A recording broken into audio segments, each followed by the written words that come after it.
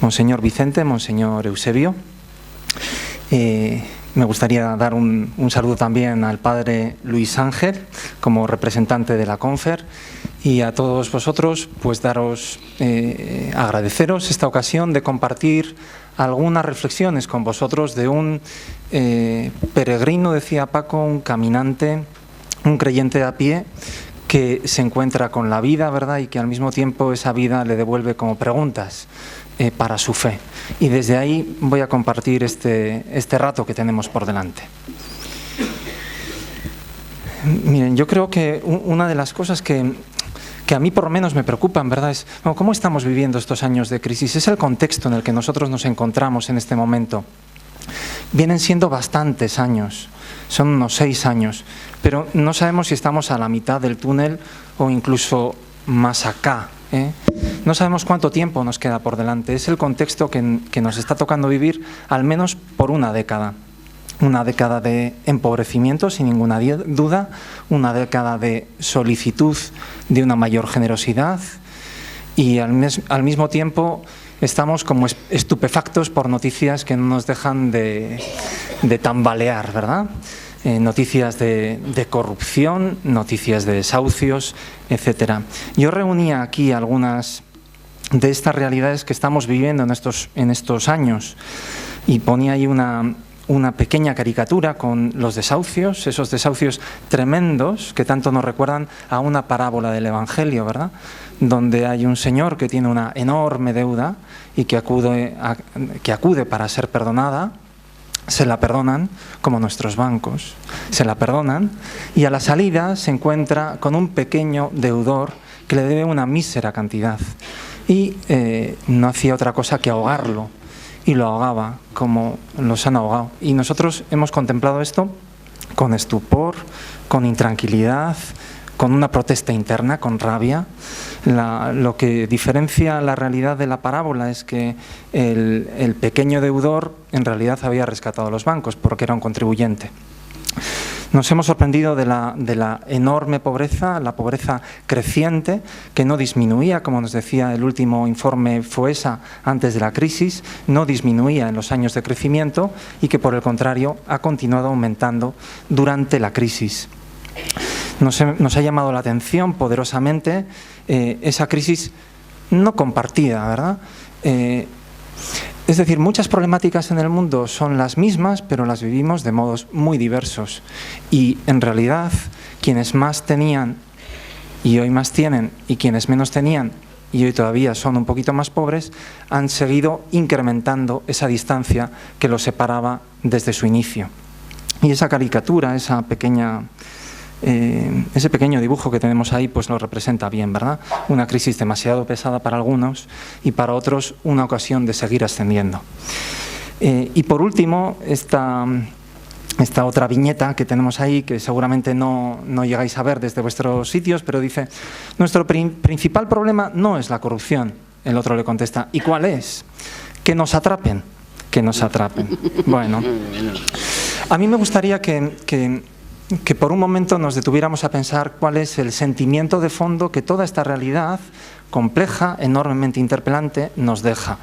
Tal vez de aturdimiento, tal vez nos confunde, tal vez nos prepara, igual estamos desanimados, igual nos hace más lúcidos.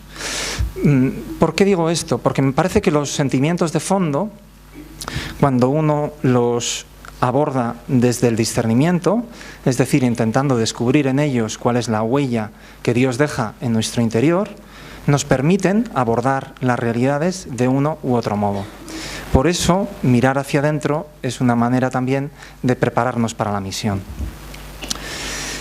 Recogía de estos días, de las lecturas de estos días, un tremendo texto de Isaías que nos viene a decir que la realidad no ha cambiado tanto con los milenios que pasan.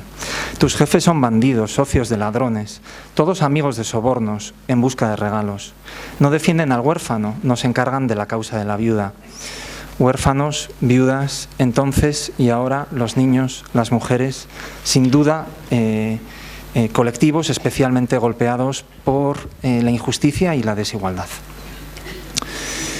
La crisis ha podido desenmascarar también muchas realidades. No éramos tan conscientes a los comienzos de los años 2000 de la realidad de este mundo, pero es que esta crisis nos ha permitido descubrir algunas cosas que otra gente mucho antes ya había descubierto.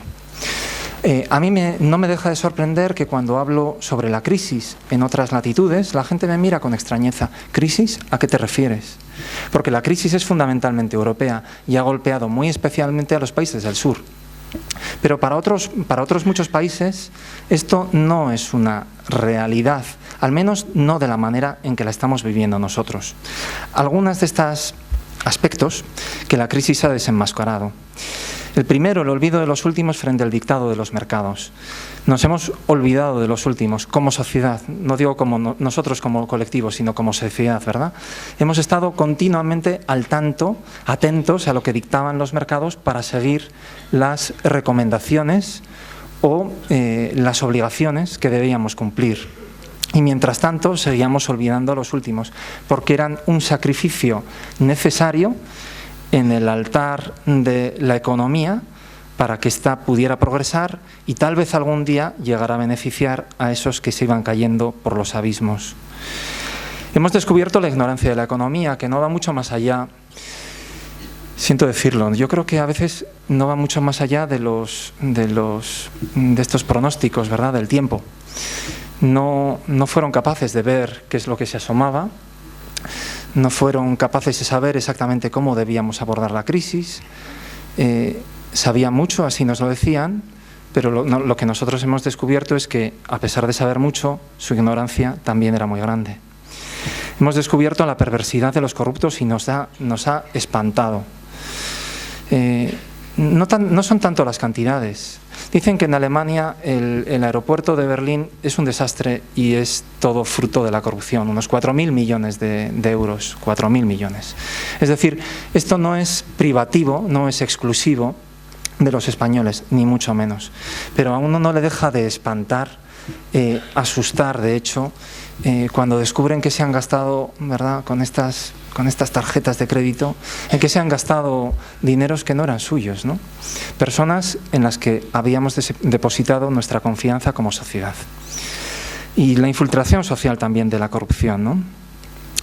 Incapacidad de los gobernantes, y no lo digo criticando a nuestros gobernantes, me refiero a que Obama no ha podido sacar la reforma de la ley de inmigración, no ha podido sacar el Medicare, no ha podido eliminar Guantánamo, no ha sido capaz de eliminar tampoco de suspender la guerra en Oriente Medio.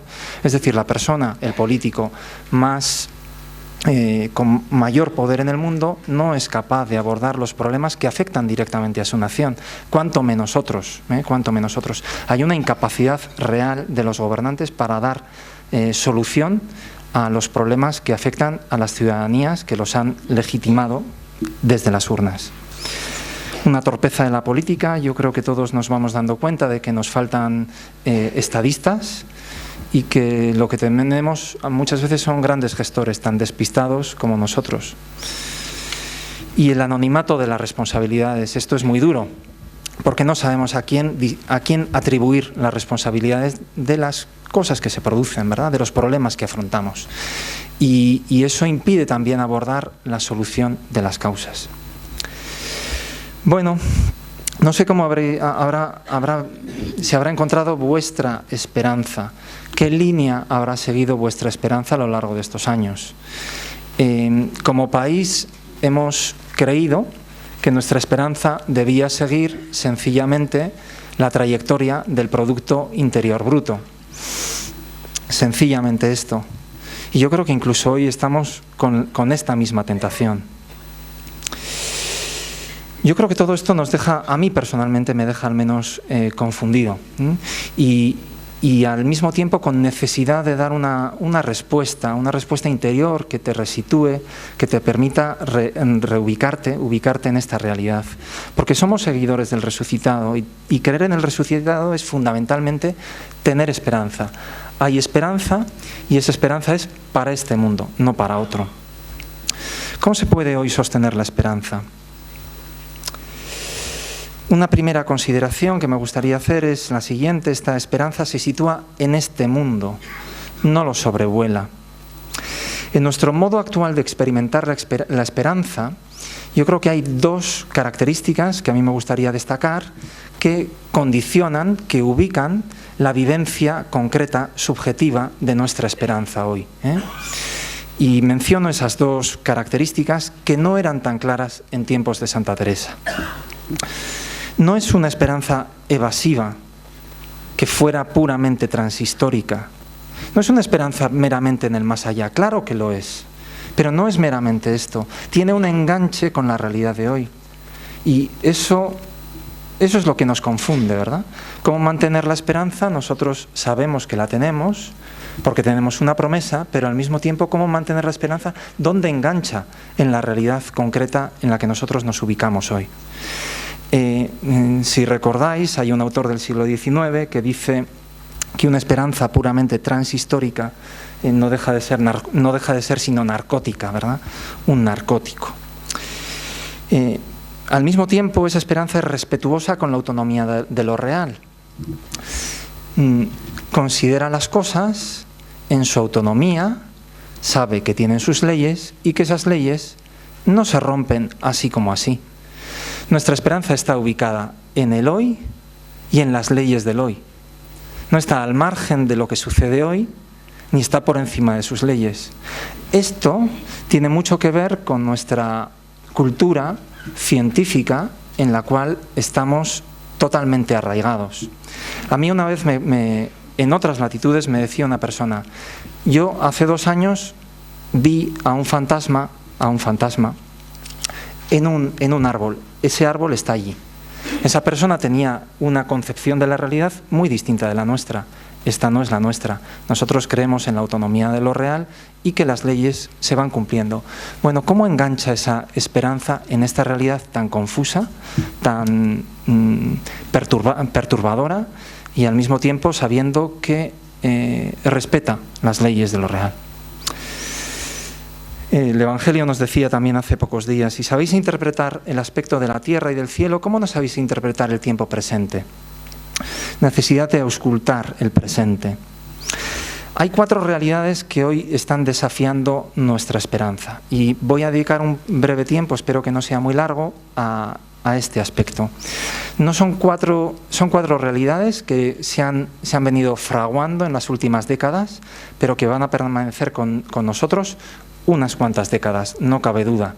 Y al mismo tiempo no son exclusivas de la realidad española, sino que son realidades que afectan a todo el globo. La primera, las formulo, son desafíos apostólicos y las formulo en forma de preguntas, porque no creo que sean problemas, sino desafíos, retos. ¿Podremos vivir juntos? Es el desafío de la diversidad. Este es el primer desafío. Podremos vivir juntos, así lo formulaba un sociólogo francés, Alain Touraine, hace unos pocos años, porque estamos convocados a integrar la diversidad de nuestras sociedades y al mismo tiempo sabiendo que esto no nos resulta nada fácil. Hay 3 fuentes de la diversidad en nuestras sociedades. La primera de ellas es una fuente exógena, viene de fuera. Son los migrantes que llegan a nuestros países y que conviven con nosotros. Algunos en condiciones muy buenas, con todos los derechos. Esa es mi condición en Italia como ciudadano europeo y español, y algunos en condiciones muy malas, como los subsaharianos que venden CDs y películas, ¿verdad?, en las aceras, y cada vez que ven llegar un coche policial empiezan a correr para no ser capturados, ¿no? Realidades muy diferentes, como digo, de migrantes. Más de 200 millones de personas que viven fuera de sus fronteras en la actualidad, un número que progresará en las próximas décadas. Son 50 millones de refugiados en estos momentos, el número más alto desde la Segunda Guerra Mundial, 20 millones de desplazados por motivos ecológicos, y en el año 2010, por primera vez en la historia, se superaba el número de la población urbana frente a la rural. Una humanidad en movimiento. La segunda fuente de diversidad es una fuente histórica. Son las minorías nacionales y étnicas que se encuentran prácticamente en la totalidad de los países. Los así llamados estados nacionales no son estados mononacionales, sino estados plurinacionales. Un reconocimiento que a nosotros nos cuesta realizar y una diversidad que nos cuesta encajar. No quiero hablar de la condición de la realidad española, pero yo me encuentro ciertamente cuando visito muchos países con innumerables cantidades de poblaciones indígenas que, habiendo habitado en su tierra durante milenios, hoy se encuentran despreciados, excluidos en su propia tierra. Este es un desafío. Es un desafío porque estas poblaciones, estas comunidades demandan una protección de su cultura, un sostenimiento de sus instituciones y algún grado, mayor o menor, de autonomía de sus propias comunidades. Hay una tercera fuente de diversidad de la cual no solemos olvidar, pero que seguramente es la más importante. Es una diversidad endógena. Tiene que ver con la diversidad de proyectos de vida que se encuentran en nuestro interior. Nuestras sociedades están llenas de proyectos de vida muy diversos. He puesto ahí una foto de estos voladores que se lanzan en caída libre y que solo al final abren su paracaídas. Yo a veces me pregunto, cuando escucho sobre todo que algunas de estas personas que han muerto practicando estos deportes tienen familia, 2 hijos. Yo me pregunto a veces, bueno, ¿y qué compartimos? ¿Qué compartimos estas personas y yo, verdad? Compartimos nacionalidad, compartimos experiencias, pero hay tantas cosas que no compartimos. Esa es una enorme diversidad a la que cada vez estamos dando mayor acogida, que nos las encontramos en nuestros colegios, en nuestras instituciones, en nuestras familias, y que los estados en general están haciendo enormes esfuerzos por acomodar en su interior. La segunda pregunta: ¿encontrarán los excluidos un lugar donde vivir con dignidad? Algunos datos, yo sé que son datos duros. El 10% de los hogares más ricos del mundo posee el 85% de los activos mundiales. El 50% más pobre solo tiene el 1% global de los hogares. Las 10 personas más ricas del mundo acumulan en 2011 una riqueza mayor que la necesaria para conseguir los objetivos de desarrollo del milenio. 11 personas. 1.300 millones de personas no tienen acceso a electricidad. La mitad de la humanidad carece de servicios de saneamiento y 900 millones no tienen agua potable, limpia y segura. Los excluidos siguen siendo una mayoría en nuestro planeta y, sin embargo, se han producido algunos cambios mayores en la última década, en los últimos 10 años, que conviene destacar. Ha venido disminuyendo la cantidad de personas en la extrema pobreza. Han salido de ella unos 1.000 millones de personas, una cantidad nada despreciable, sobre todo por la contribución de China, más de 600 millones. Pero han disminuido a lo largo de todo el mundo. Hay una convergencia, un cierto acercamiento entre los países menos desarrollados y los países más desarrollados. No ha aumentado ni ha decrecido el número de personas en pobreza, con ingresos menores de $2 al día. Y una segunda realidad que me gustaría destacar aquí es un enorme crecimiento de la desigualdad. Ese crecimiento de la desigualdad se viene produciendo desde los años 80. Esta es una realidad nueva reconocida desde el año 2011. Hasta el año 2011 era enormemente debatida. Es en el 2011 cuando aparece un informe de la OCDE destacando este hecho. El neoliberalismo, las políticas neoliberales han llevado a que cada vez aumente más la desigualdad en todos los países. Digo en todos los países con una pequeña excepción, que es América Latina, la región del mundo más desigual.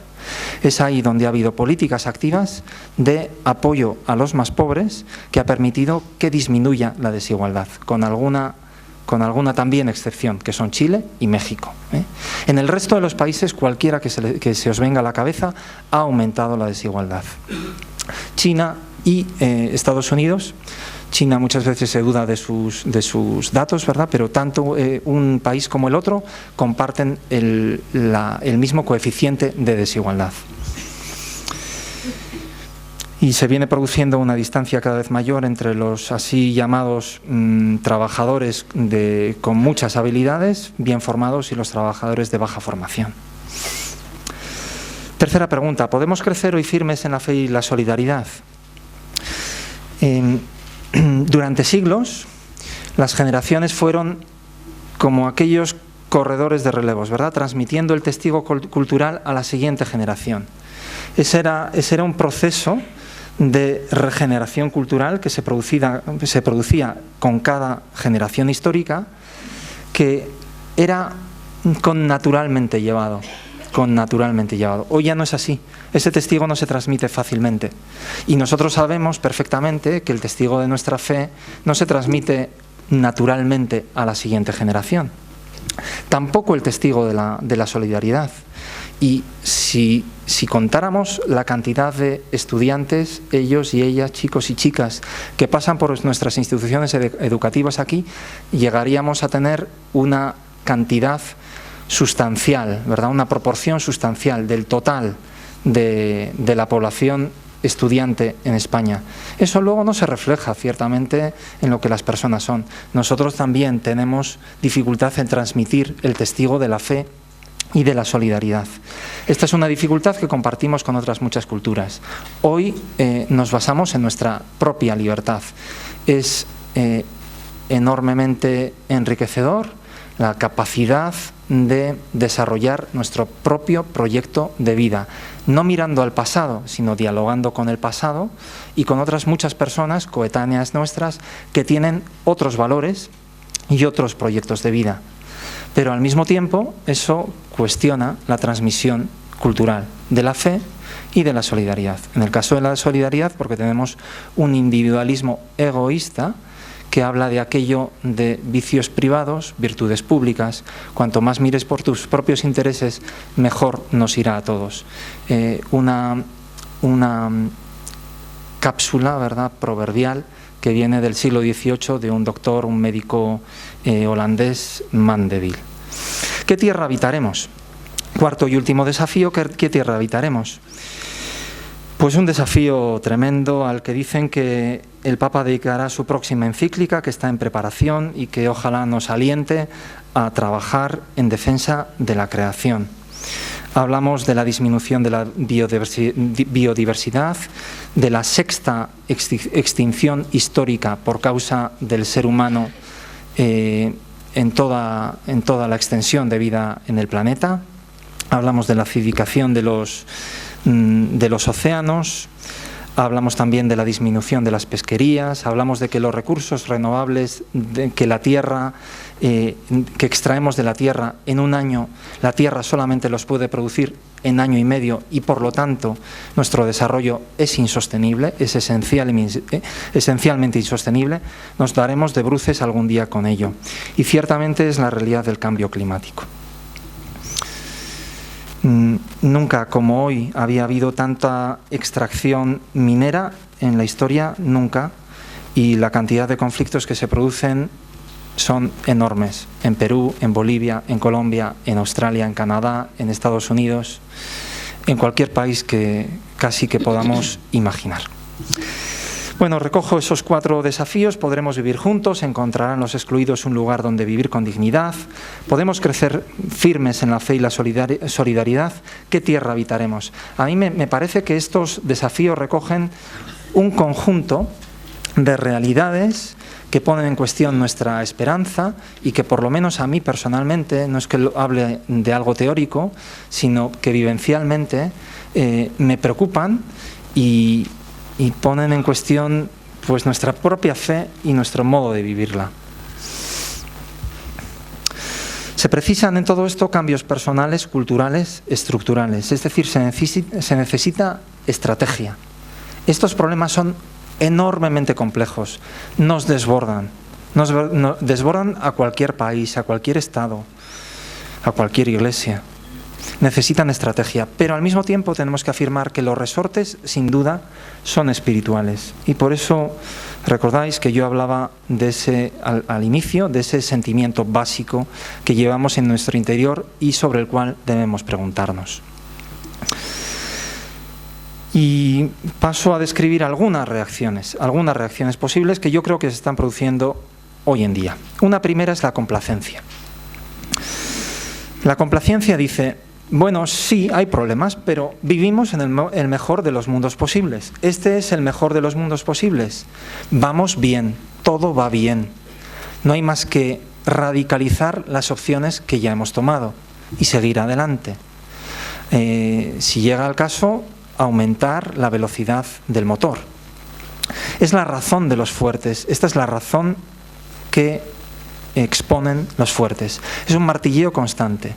Y dice cosas como estas: es más eficiente la gestión de las élites. Ellos saben. La exclusión es necesario. Y además, el Evangelio ya lo dijo: a los pobres los tendréis siempre con vosotros. La exclusión es necesaria. El egoísmo genera bienes, de lo que os hablaba, ¿verdad? Vicios privados, virtudes públicas. El consumo es esencial. Cada vez necesitamos consumir más, porque si no, este sistema no se sostiene. Y el desperdicio es inevitable. Esta complacencia tiene un relato. Es un relato enormemente fuerte y que podemos encontrarnos con él en inmensidad de publicaciones. Yo, desde que llegué al secretariado, leo una revista que es todo un credo, que es el Economist, The Economist. The Economist es una revista británica que tiene unos 150 años y que es una revista profundamente liberal. Tiene diagnósticos y soluciones para todos los problemas en todos los países, pero siempre la misma solución: asegura que el mercado y la tecnología nos liberarán. Serán las dos opciones que liberarán a la humanidad de su ignorancia y de su subdesarrollo. No deja de ser un credo, y yo creo que nos pregunta a nosotros mismos también por cuál es nuestro credo. La complacencia ataca todos los sueños por cándidos e ilusos, nos mira por encima del hombro. Argumenta con el miedo, con visiones catastróficas, y lo vemos de continuo. En cuanto hay propuestas valientes, cuestionadoras, inmediatamente la razón de los poderosos eleva el argumento del miedo. Y hay una imagen de un Dios, aquí que tranquiliza y que no sabe de sufrimientos, que se olvida de los sufrimientos. Los sufrimientos son sacrificios necesarios. Segunda reacción, el cinismo. Ya no se cree en nada, ¿verdad? Esto sucede cuando ya no se cree en nada ni se espera en nada. Se alimenta de la frustración y de los intentos fallidos. Es el lujo de quienes no se sienten afectados por la injusticia. Podemos ser cínicos cuando las cosas no nos afectan. No podemos ser cínicos cuando estamos pensando a diario cómo dar de comer a nuestros hijos. El cínico mira a Dios por encima del hombro. Dios queda por debajo de toda realidad. Dios es incapaz. El cínico dice algo así como demasiado difícil, no se puede hacer nada. En el fondo no es nuestro problema. Tercera reacción, la evasión. Sucede cuando las realidades nos abruman, y estas realidades abruman. Optamos por pequeños remansos de paz, individuales y colectivos, es decir, no sabiendo qué hacer con esta realidad tan difícil y tan peligrosa, nosotros nos echamos hacia atrás y buscamos pequeños remansos de paz y refugios particulares. Son remansos individuales y colectivos. Tengo la impresión de que la vida religiosa tiene muchos de estos remansos. No salimos fuera ni arriesgamos, andamos, como dice nuestro Padre General, distraídos. Lo que hacemos no está mal, si hay muchas cosas que hacemos que están tan bien, pero es que no es suficiente. Somos buenos, pero somos mediocres. Se alimenta con la parálisis institucional, frecuente en tiempos de crisis. Y hay bastante parálisis, ¿no? Y yo tengo la impresión de que es la reacción más frecuente entre los religiosos y religiosas. No es tanto la complacencia ni el cinismo, que puede haberla, pero mucho más la evasión. Miren, este es un mosaico precioso que a mí me encanta, que está en una comunidad que nosotros tenemos en Roma, muy cerca de la Curia, y que representa, obviamente, el nacimiento. Y a mí me gustaría hacer algunas consideraciones sobre el nacimiento, porque el nacimiento es un icono del misterio que nosotros adoramos. Apunta a una realidad que está más allá, el misterio de Dios, y lo expresa muy bien. Es verdad que nuestra esperanza está basada en el resucitado, pero al mismo tiempo es cierto que el nacimiento expresa algunos de los dinamismos que se encuentran con la vida de Jesús. Le enseñó, lo ayudó a crecer, lo quiso y lo acompañó hasta el final. Esto sucede en la periferia, no sucede en el centro del imperio, sucede en la periferia, en un pequeño pueblo oprimido y además fuera de Jerusalén. Es más, en una cueva, porque no tenían sitio en la posada para ellos. Fueron expulsados, excluidos, son excluidos. El protagonismo finalmente es un protagonismo, tal como nos dice esta escena, que es de los pobres. Y esto es voluntad de Dios, no es voluntad nuestra, es voluntad de Dios. He bajado, he venido a vosotros porque he escuchado el clamor de mi pueblo. Es un signo, no es una evidencia. Así se lo dicen a los pastores. Veréis a un niño acostado, envuelto en pañales y acostado en un pesebre. Es un signo, tantos niños envueltos en pañales y acostados en un pesebre. Es un signo pequeño que necesitamos descubrir. Ciertamente el nacimiento nos invita a una actitud contemplativa para descubrir en la realidad recortada, pequeña, preocupante, peligrosa, cotidiana, para descubrir en ella los dinamismos del amor de Dios presentes. Nos invita a participar en esta escena, y es lo que a mí más me gusta de ella, en comparación con otros mosaicos del nacimiento. Tenemos un tercer personaje o un cuarto personaje. Es una mujer, es una sirviente, que nos está invitando a pasar a la escena, que no nos quedemos fuera, sino que pasemos dentro, que participemos en ella, que nos quedemos calladitos, pero que ayudemos a María, a José y al niño a crecer, a dar lo mejor de sí mismos. Somos colaboradores, somos co-creadores. Nos invita a estar como José, mirando a la Trinidad allá arriba, pero con los pies en la tierra. Él mira y confía en el futuro, en un futuro que es de Dios. La esperanza es muy pequeñita. Está representada por Jesús, un pequeño niño, tantos niños, y está representada en unas hojitas que salen de el cayado de José, como el retoño que sale del tocón de Jesé. Es proceso, es humildad, es paciencia, es ritmo de Dios. Nosotros siempre pensaríamos que Dios debería actuar como Superman, a lo Superman, pero Dios actúa lentamente. El proceso que se inicia entonces continúa hoy, no ha acabado. Los valores están vueltos al revés. Son los valores de los pequeños, de los últimos, de la belleza de una cueva, de un pesebre. Una vez una religiosa me decía, he estado contemplando el nacimiento en un pesebre. ¡Qué horror! En un pesebre. Los valores están vueltos del revés, como en Mateo 5. Es la fragilidad del amor. Es un amor que se puede acabar con él rápidamente, como quiso hacer Herodes, y es una enorme solidaridad con el dolor del mundo. Esta es una escena preciosa que, como el crucificado, muchas personas acuden a ella para adorarla, arrodillarse y reconocerse acompañados por el Señor. Bueno, esperanza realista y comprometida. Estas grandes problemáticas, como decía un antiguo padre general nuestro, el padre Arrupe, tan querido, necesitan mucha oración. No se resuelven únicamente con estrategia. Es una confianza en la efectividad del dinamismo del amor que lo invade todo. Dios es un Dios amor, que es amor activo, presente, continuo, en todos los poros de lo real. Lo invade todo. Y nosotros estamos llamados a acompañarlo. Necesitamos una actitud contemplativa para descubrir los lugares, las grietas por donde lo nuevo se está abriendo camino. Dios se está abriendo camino. Se confirma con la memoria, porque nosotros tenemos perfecta constancia, experiencia de que el Dios de la esperanza ha tenido lugar en nuestra historia y nosotros lo hemos visto. Es generación constante de novedad, creación.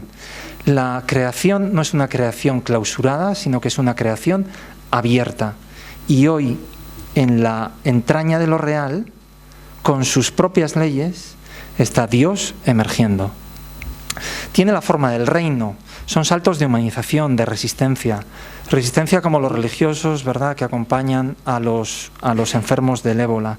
Es creatividad, es bondad, es reconciliación, es armonía.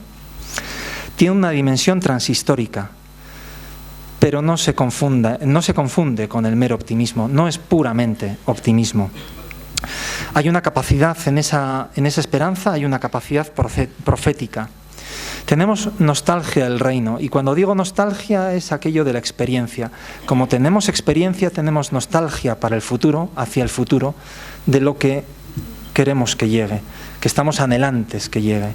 El reino, una familia humana reconciliada y reunida en torno a Jesús. Y es una esperanza en la cual somos co-creadores con Dios. Nada en el mundo sucede sin cooperación humana. Nada en el mundo sucede sin cooperación nuestra. Y esto es muy duro de creer, porque es tan débil, es tan frágil. Necesitamos abrirle la puerta, como hizo María, al ángel que anuncia una buena noticia. Necesitamos abrir nuestras puertas, y si nosotros no las abrimos, esa esperanza, ese Dios, no va encontrando acogida, no encuentra camino. El valor de las personas, y con esto termino esta diapositiva. El valor de las personas. A mí me gustaría recordar la persona de Mandela, 25 años en una cárcel, una persona que podía haber salido destrozada, que sale al mismo tiempo reconciliada, conociendo a sus opositores, con una sonrisa que la acompaña de continuo, y que por eso mismo es capaz de evitar un baño de sangre muy posible, que habría sido muy posible en Sudáfrica, y iniciar un proceso de reconciliación. Las personas, tan pequeñas como somos, al mismo tiempo podemos ser cauces de milagros, de verdaderos milagros, que respetan la autonomía de lo real, pero que al mismo tiempo dan lugar a cosas impensables.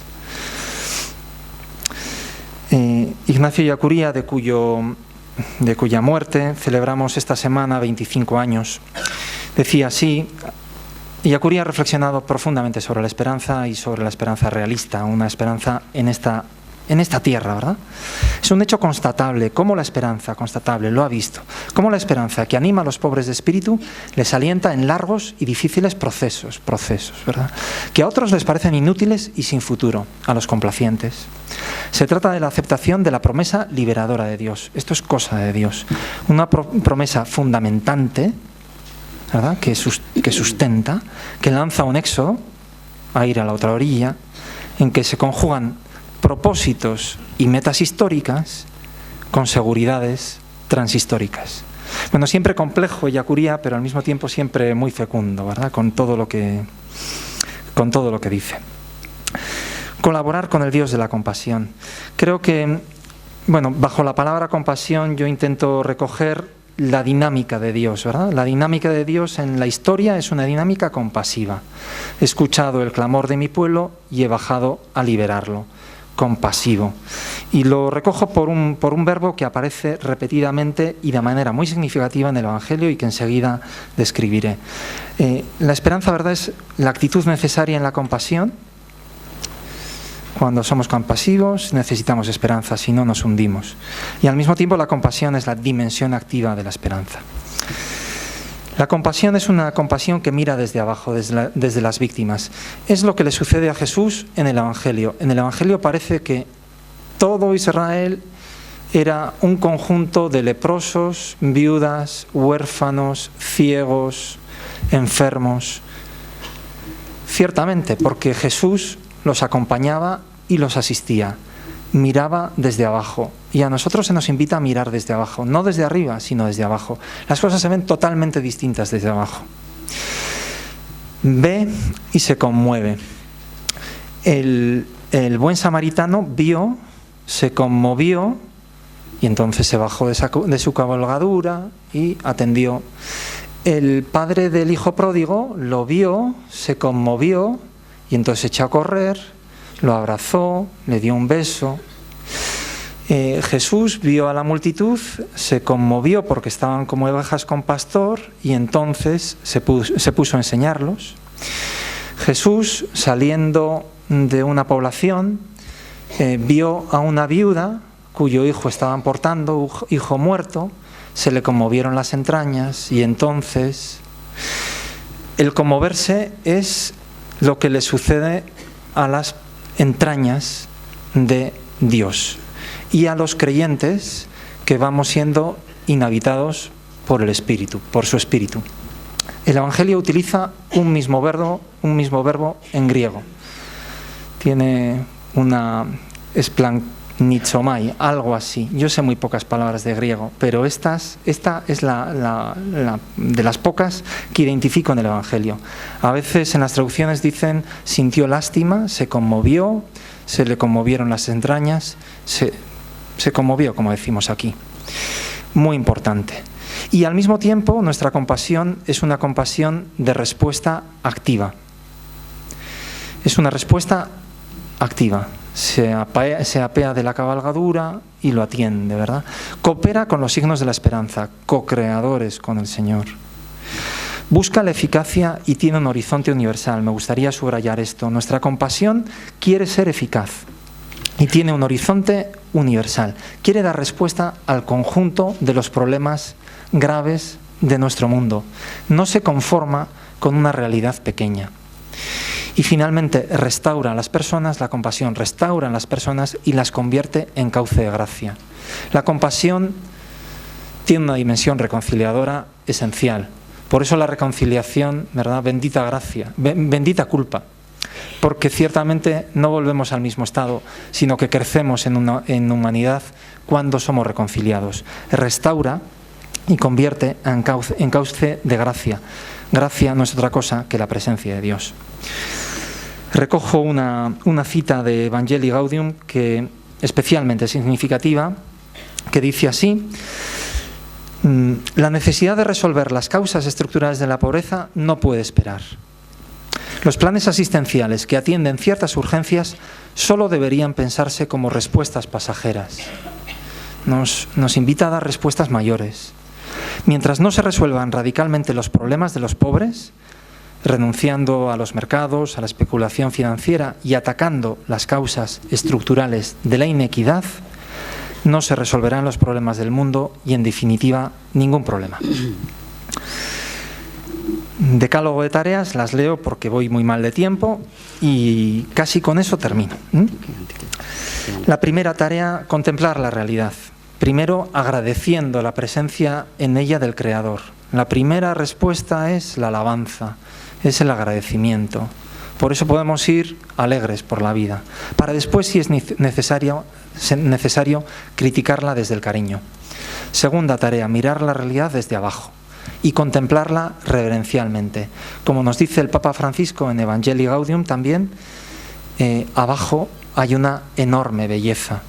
Y cuando uno descubre la dignidad de los pobres, uno no puede hacer otra cosa que descalzarse y agradecer. Discernir modos de colaborar con el Dios compasivo. Discernimiento. Visualizar, mostrar la novedad del reino de la compasión, anunciando la belleza y el atractivo del Evangelio. La atracción del Evangelio. Creando comunidades del reino. Generar esperanza mediante el compromiso activo. No ceder a la complacencia, al cinismo o a la evasión. Sexto, incorporar como elementos transversales a todas nuestras acciones alguna respuesta a esos 4 desafíos. Creo que son desafíos transversales. Diversidad, inclusión de los últimos, crecimiento en la fe y la solidaridad y cuidado del medio ambiente.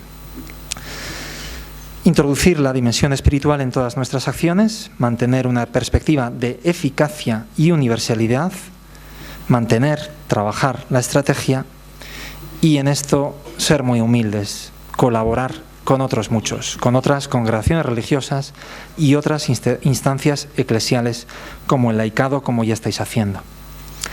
Termino con una cita de Ignacio Ellacuría porque es una semana muy especial, ¿no?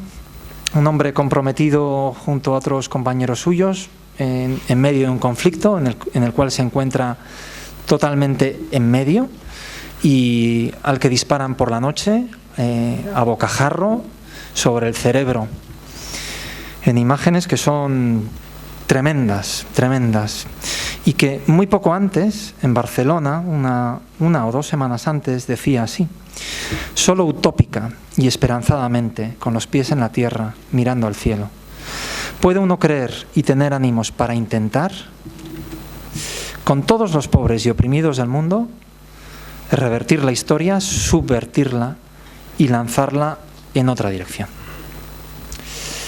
Pues muchas gracias.